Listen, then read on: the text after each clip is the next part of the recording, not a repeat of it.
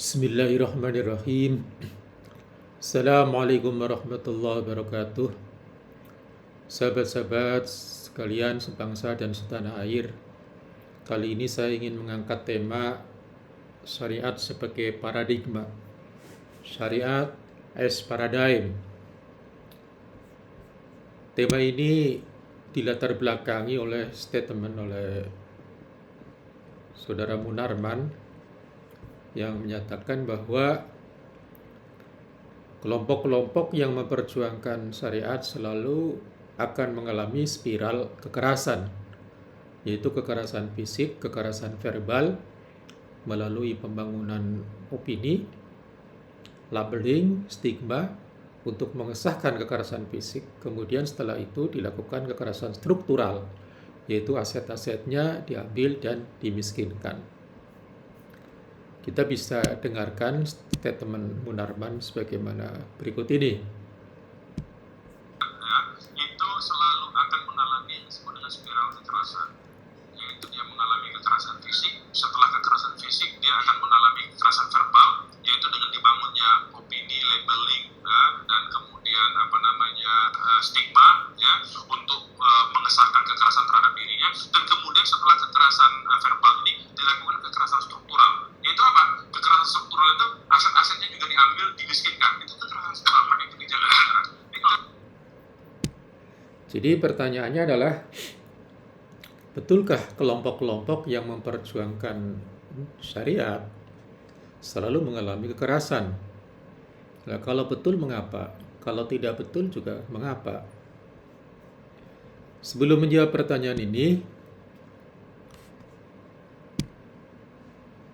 saya ingin memulainya dengan membicarakan tentang apa itu syariat, pengertian syariat, dengan merujuk kepada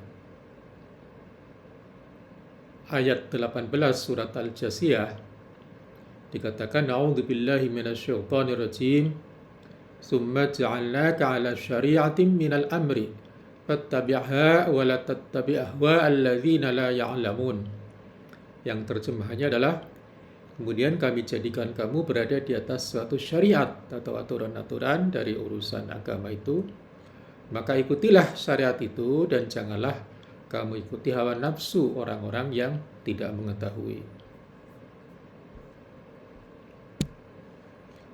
Kalau begitu, apa pengertian umum dari syariah? Jadi, general meaning atau pengertian umum syariah,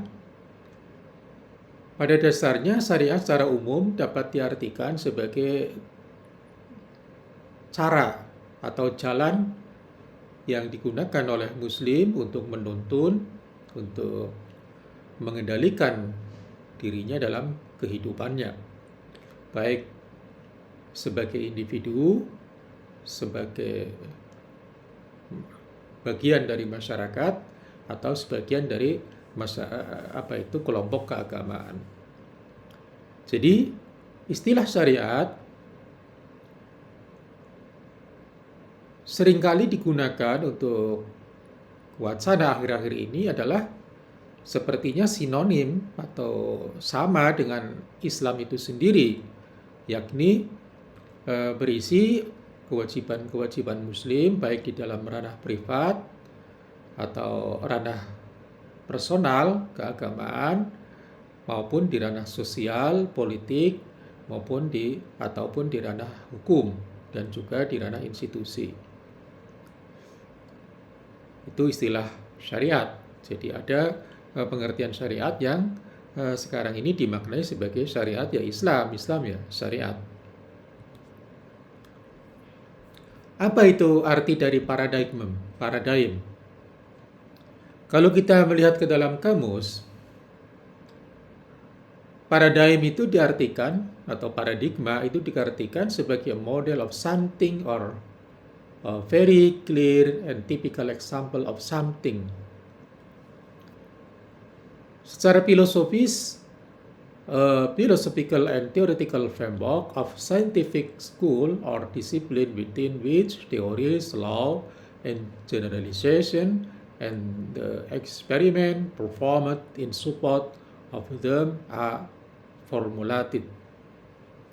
Jadi secara sederhana atau ringkasnya, menjadikan syariat sebagai paradigma artinya menjadikan syariat sebagai kerangka teori atau filosofi yang dapat melahirkan sejumlah pola ataupun model-model. Oleh karena itu, syariat itu sebenarnya bisa dipilah menjadi ideal syariat dan aktual syariat. Syariat yang sifatnya ideal dan syariat di dalam realitasnya secara aktual. Sebagai paradigm, syariat bagi muslim itu sebenarnya merupakan konsep ya dalam tanda petik, konsep Tuhan yang sakral, sempurna dan seluruhnya mengandung keadilan, kemanfaatan, kasih sayang terhadap semua umat manusia. Sungguh pun demikian, pada saat syariat itu dipahami oleh manusia dan ditransformasikan ke dalam fikih ataupun hukum Islam, maka syariat itu juga tidak bisa dilepaskan dari keterbatasan manusia dan ketidaksempurnaannya. Oleh karena itu, di samping ada yang disebut ideal konsep of syariah, konsep ideal syariah, kita juga bisa menemukan realitas syariah dalam realitasnya dalam bentuk classical syariah, syariah klasik, historical syariah, syariah historis, dan contemporary syariah, syariah kontemporer. Semua itu atau masing-masing syariah, baik itu yang klasik, yang historical maupun yang kontemporer, itu tidak tunggal, itu banyak variasinya atau warnanya. Kalau secara sederhana kita bisa dilihat mengapa itu menjadi tidak tunggal, karena memang umat Islam memiliki atau dalam sejarahnya menghasilkan sejumlah model untuk penggalian, model untuk pengamalan, dan model untuk transformasi. Dari aspek penggalian misalnya, kita paling tidak mengenal 3 model dalam menggali norma-norma ataupun petunjuk-petunjuk syariat Islam. Ada yang menggunakan model bayani yang lebih kepada pendekatan bahasa tekstual, kemudian ada yang pendekatan irfani, itu lebih kepada pendekatan batini, spiritual, dan pendekatan burhani, yakni pendekatan yang lebih rasional. Di dalam pengamalannya, umat Islam itu juga paling tidak bisa dibagi ke dalam 3 jenis, 3 model pengamalan. Ada yang cenderung mengamalkannya secara substansialis, ada yang mengamalkan secara tekstualis, dan ada juga yang mengkombinasikan antara tekstual dengan substansial. Biasanya yang substansial itu adalah untuk hal-hal yang bersifat muamalah, hubungan sesama manusia. Yang tekstual itu biasanya untuk hal-hal yang bersifat ibadah atau ibadah murni, hubungan manusia dengan Tuhan. Pada saat ditransformasikan, syariat Islam itu mengalami proses transformasi, maka transformasinya itu juga ada yang bersifat substantif, ditransformasikan misalnya ke dalam undang-undang nasional. Ada yang bersifat substantif, ada yang bersifat normatif, adaptif, dan ada yang sifatnya adalah atributif atau sifatnya adalah simbolik. Nah, dari berbagai macam model ataupun cara, maka sebenarnya tidak ada halangan untuk memperjuangkan syariat, baik di dalam sejarahnya maupun di dalam konteks Indonesia. Sebagaimana kita lihat dalam dukungan Soekarno terhadap syariat. Beliau pernah mengatakan demikian, sebagai orang Islam, saya telah menganjurkan kepada umat Islam Indonesia supaya bekerja keras untuk mempropagandakan agama Islam sehebat-hebatnya dalam kalangan rakyat Indonesia.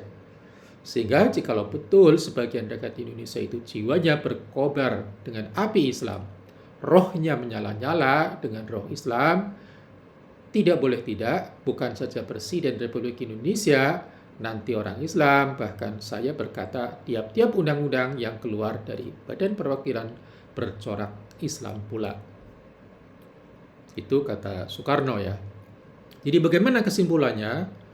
Kesimpulannya adalah bahwa pernyataan Munarman secara umum bahwa kelompok-kelompok yang memperjuangkan syariat Islam mengalami kekerasan sama sekali tidak didukung oleh bukti, baik secara yuridis maupun secara historis ataupun secara sosiologis.